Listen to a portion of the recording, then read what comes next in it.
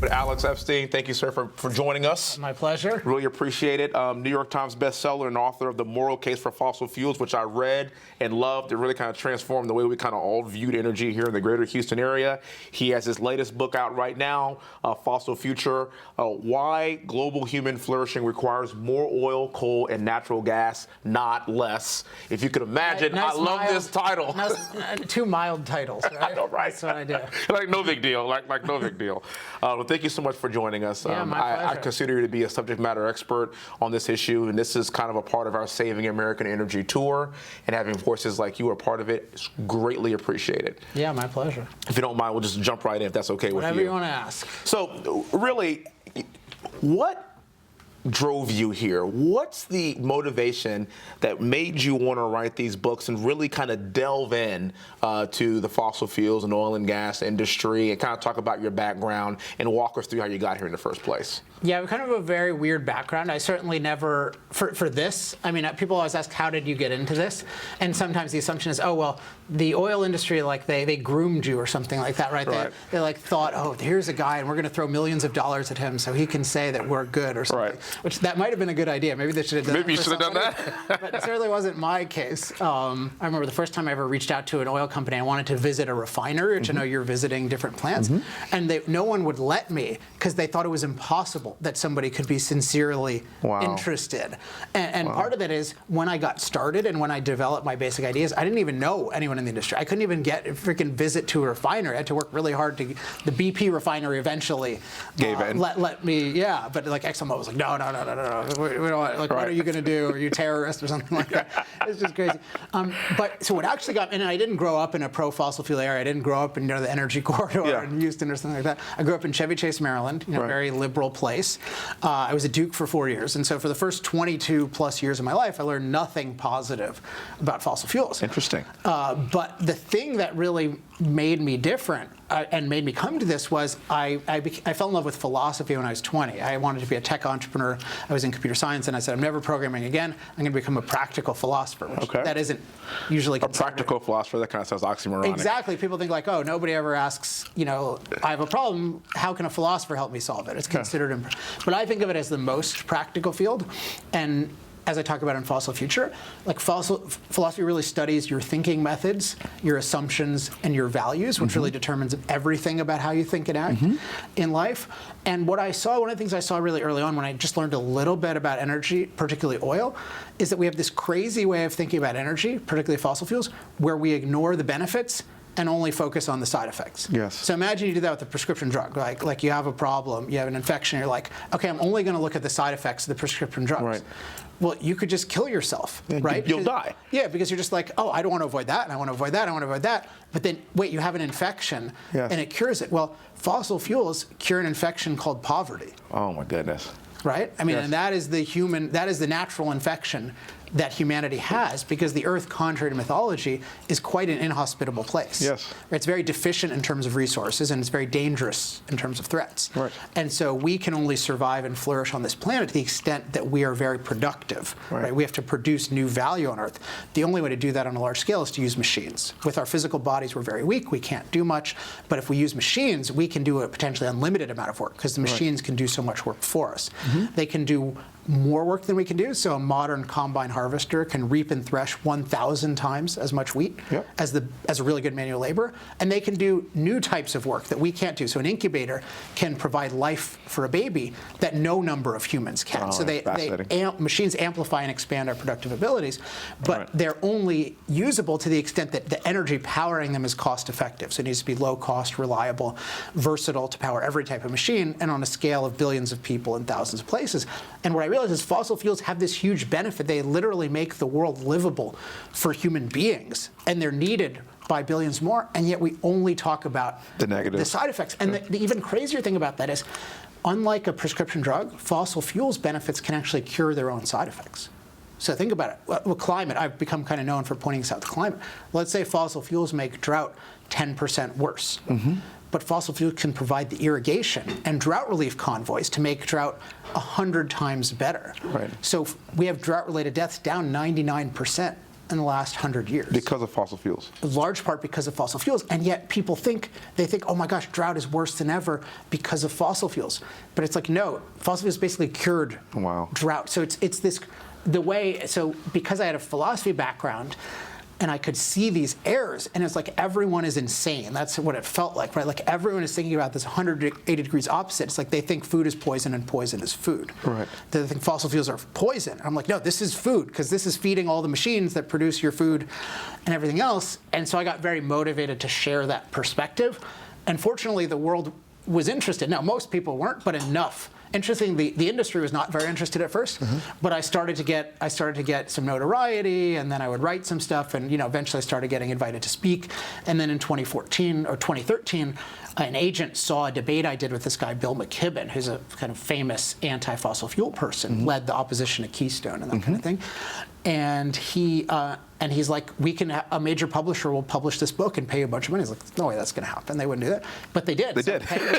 A Portfolio in particular is still my publisher with Fossil Future. They did. And then the moral case for fossil fuels was born in 2014. And then, it's growing. And now the final thing is, not to be immodest, but I've been totally vindicated because I've been saying, hey, these anti-fossil fuel policies are going to cause a global energy crisis. The price of energy determines the price of everything. You're going to have starvation. People are going to freeze. And what do we have in Europe now? People are afraid of starvation, particularly in poor countries, and Europe is afraid of the winter. And now they're burning more coal. Of course. Because they have to.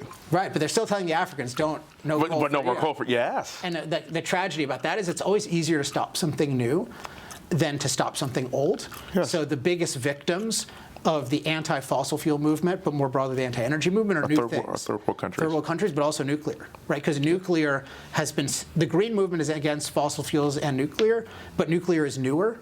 Yeah. It's same with fracking. Like, why isn't there fracking in Europe? Because it's new, so they can stop it. Right. But once it started, like I make this point in Moral Case, we got so lucky that President Obama didn't know about fracking until it was unleashed, and he could take credit for it. Yeah. If he had known about it in 2007 when he ran on, I'm going to end the tyranny of oil.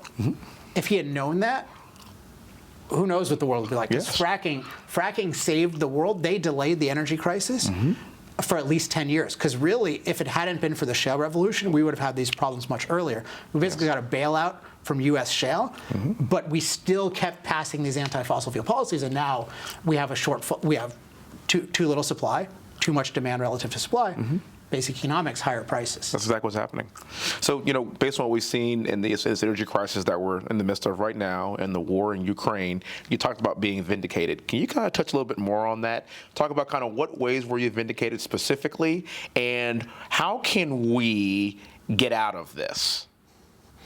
Sure. So let me say first of why I'm going to talk about being vindicated, because in general it's not an appealing thing to brag and to say I was right. Let's be clear about something. I want you to brag. No, I know. Because I want people to know the absolute truth. And this is why I think it's important. Because whenever you have a crisis, there's a recognition that in some way the established way of doing things is not working.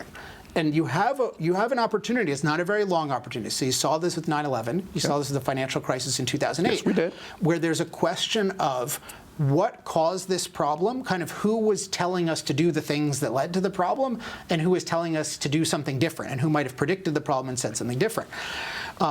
And you're in no way guaranteed to get the answers right there. But the way to give yourself the best chance is if you know that you were right, you have to claim vindication.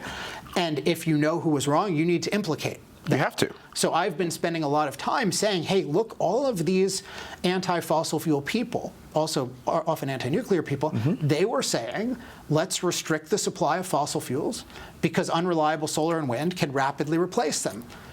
And that didn't work, and we see this happen everywhere. And so what happens is demand for fossil fuels continued to go up, particularly post-pandemic, but the supply was restricted, so the prices went up, and now we have global shortages. Worse in the rest of the world. Still bad in the U.S., but worse in the rest of the world. Certainly. Because we have the shale revolution, we have a lot more domestic natural gas, that kind of thing. I'm on record, I have this video which has gotten a bunch of views, telling the Senate in 2016, I said, hey, the price of energy determines the price of everything. These Obama policies, the anti-fossil fuel policies, are going to create shortages and drive up prices. And my senator, I'm from California now, at the time, Barbara Boxer is like, I don't appreciate getting lectured by a philosopher. Okay. I'm like, you need to look at the big picture data. You're not looking at the benefits of fossil fuels. You're making this basic mistake. Now, she wasn't interested. A lot of the others weren't interested. I remember, not to pick on him in particular. I was going to pick on somebody, but I won't pick on him. Let's just say a bunch of people were grandstanding and not listening to what I was saying at all. Yes. But it's there. It made total sense. It was so obvious back then that if you restrict the supply of something crucial and you don't have a viable replacement in a world where far more people need it. So the world is mostly energy poor. So we need way more energy. And you're talking about restricting 80% of the world's energy that's still growing in a world where 3 billion people use less electricity than one of our refrigerators. Yes. What do you think is going to happen? Yes. It's going to hurt the poorest people the most, but it's hurting everyone. Yes, it is. Right now. So yeah, the anti-fossil fuel movement needs to be implicated, and the pro-fossil fuel people need to be vindicated. And it's a very important moment, and I feel lucky that took me so long to write Fossil Future, make it the way I wanted, that the timing was perfect. Perfect. It was perfect, but it's like, okay, now this explains it all. I've been saying this for years. Now people can see this. They can see, they've been talking about climate crisis. People throw around crisis, emergency, just like as fun terms. Yes. Like a crisis is what you're seeing where people are worried about food and worried about freezing to death. Notice, by the way, more people still die of cold than of heat. Like Europe's worried about, like they have some heat-related death, but they're really worried about the winter. Yes, they are. The world is a cold place. Yes, it is. So you've talked about the government's attempts to regulate CO2. Can you kind of talk about how, in your mind, how this kind of contributed to the crisis that we're seeing today in the United States? Sure. I mean, CO2 is a byproduct of using fossil fuels. So every time you burn natural gas, oil, or coal, you release a certain amount of CO2. So natural gas is about half of what coal is, but they all emit, natural gas people don't like me saying this, but they all emit a significant amount of CO2. They do. They all add CO2. I mean, the main thing is they add CO2 to the atmosphere. So let's say in about before the Industrial Revolution, you had a little under 0.03% of the atmosphere was CO2. Now a little over 0.04% of the atmosphere is CO2. CO2 is a warming gas, and it's a fertilizing gas. We've had 1 degree of warming Celsius the last 170 years. We can expect that to continue, although the way it works is you get diminishing returns on warming. It's called a diminishing or logarithmic effect. It's a little bit technical. Chapter 9 of Fossil Future. You can learn about it. So we have reason to expect it to warm. There's no reason to expect it to warm like this. Right. And the history of the Earth also shows this. Otherwise, the Earth would have burned up when it had 15 times more CO2. That's correct. And way more CO2 than we could ever generate. But in any case, CO2 has been treated. It's also a greening gas, by the way, so it fertilizes, which people ignore. So instead of treating this in a clinical way, like you would a prescription drug, like, hey, let's look at this side effect. Let's look at what are the positives, what are the negatives? Because there are many positives to warming, particularly because warming occurs more for various reasons in colder parts of the world. Right. And then what are the negatives? But instead they looked at it, and I regard as like a religious dogmatic way, where they just treat it as sinful for us to put CO2 in the atmosphere, and they think it affected perfect nature in this evil way. And so they just treat it as we need to eliminate this at all costs. And so the basic way of thinking about CO2 is let's eliminate it at all costs, ignoring the benefits of CO2, but above all, the benefits of fossil fuels. But again, the benefits of fossil fuels is literally a livable world. So they're making the world unlivable for billions of people in the name of making it livable, because they have this idea that, oh, if it's 1 degree warmer, the world's going to end. That's philosophically incongruent. It's really off. But this is guiding all of our policy. So you look at what we've done with the power industry. I mean, we're in the middle of an electricity crisis that's getting worse.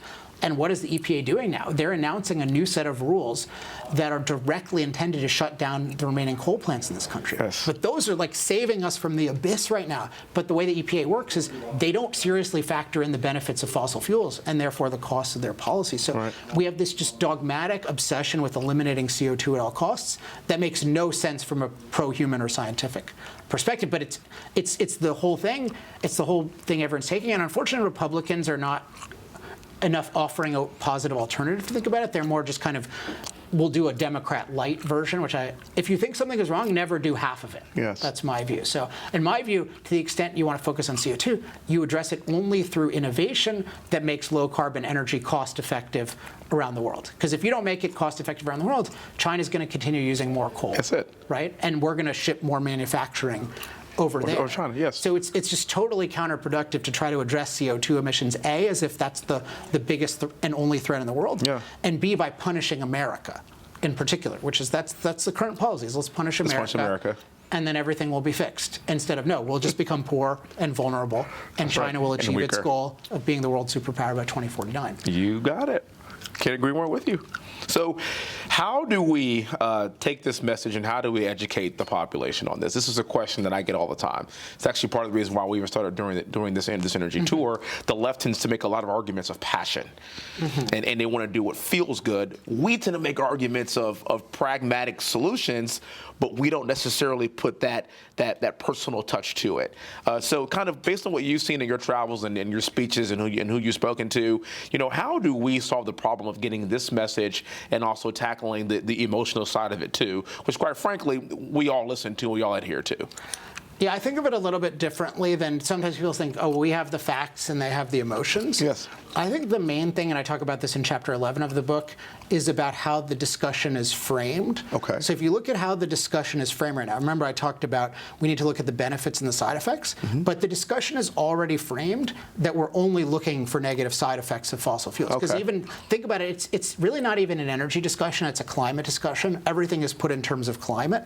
And part of what that does is it says, let's just look at the climate impacts of fossil fuels, and then let's treat them as only negative, and let's assume they're catastrophic. Correct. Versus if it's an energy discussion, the question is, hey, what's the best energy policy that has the most benefits and the fewest negative side effects for people? So the one thing is just it needs to be framed as an energy conversation. Okay. And then as part of that, we need a positive goal. So right now, if you think what is the dominant goal in the energy conversation / climate conversation, it's really eliminating CO2 emissions. Carbon Net reduction. zero, Carbon reduction. Yes. Carbon neutrality. Yes. Look at all the companies, what they're doing, the governments, they're all focusing on it. They don't have any energy goals, right?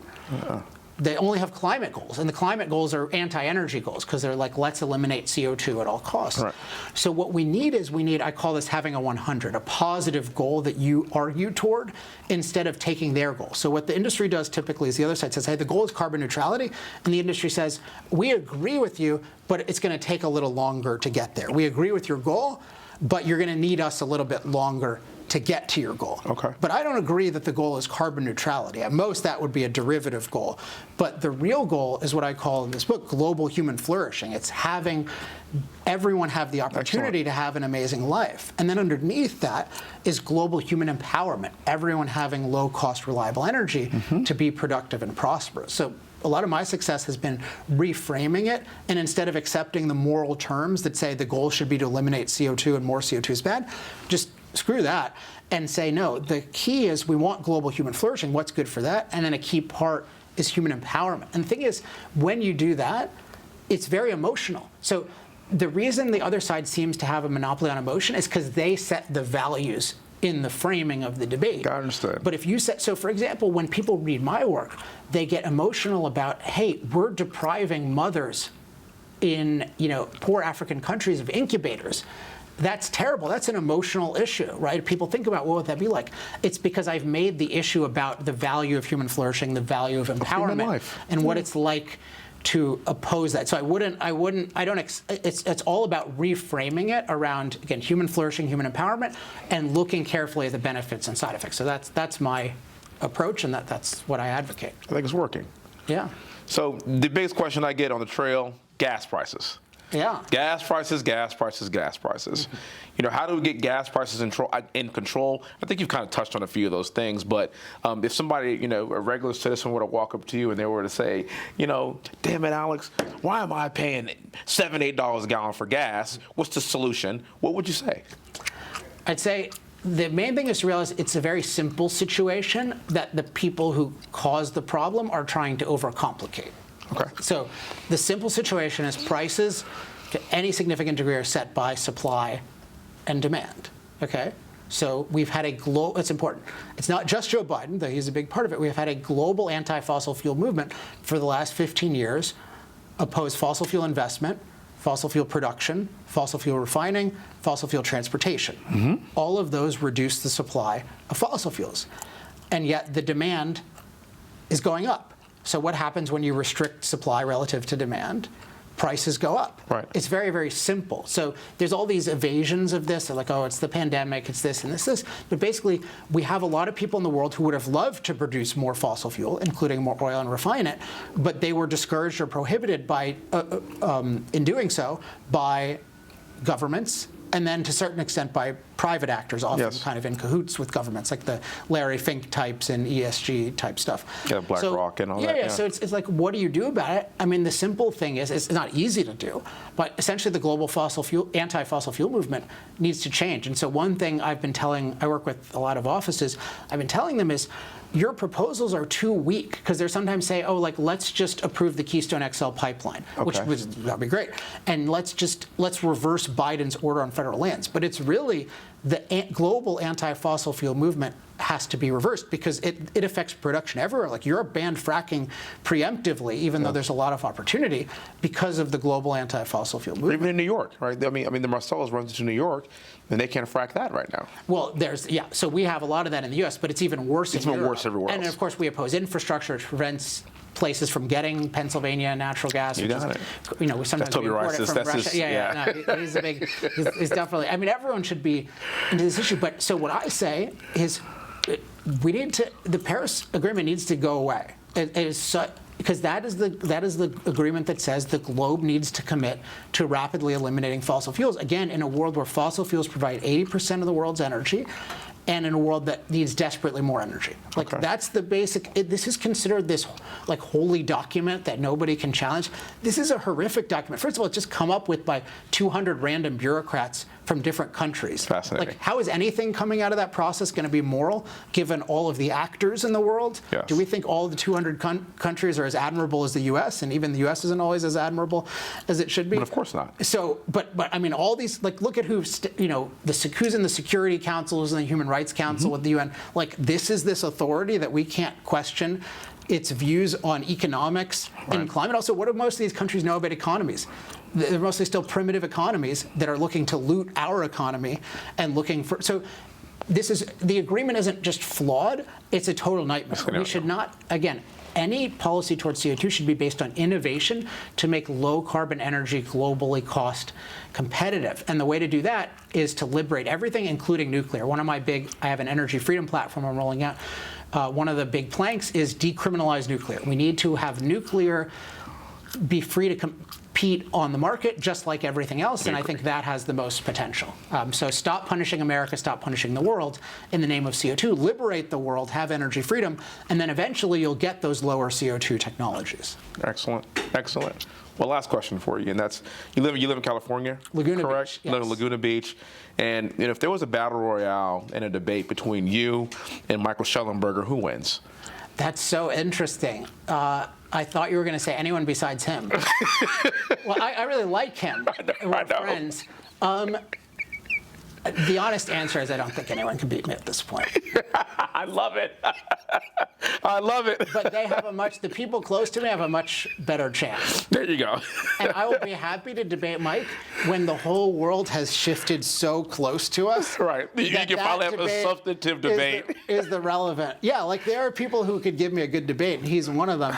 But it's like, I'm first debating the people who think we need to all kill ourselves. Right. Like, I'm trying to get rid of those people. Right. Because that's still the dominant view. It's like, let's starve the world of energy and hope that and then nature will give us a perfect climate and everything will be wonderful. So, yeah, Mike is a great guy, and I supported his campaign in many ways. And yes. I hope he runs again and wins, because we need a different governor. Well, I say that, yes, we do. And I say that tongue-in-cheek because both of you have been leaders in this field. I've been following you all intently. Thank you so much for reframing this conversation. Thank you so much for taking time out of your day to even do this. And if you don't mind, if you could be a resource for us, I would greatly appreciate it at any time. Of course, and particularly when you get to Congress, I work already with my Energy Talking Points program with 100 offices. I'm in. I love engaging with people directly, and that we have whole energy freedom agenda where we can really reframe the whole energy conversation instead of reacting to the anti-energy agenda. So great, looking forward to having you as an ally. I'm in. Don't do anything insane so that I get. Don't worry, I won't. I won't either. I won't either. Well, thank you so much. I Great to appreciate meet you. you. Thank you for your time. Thank you.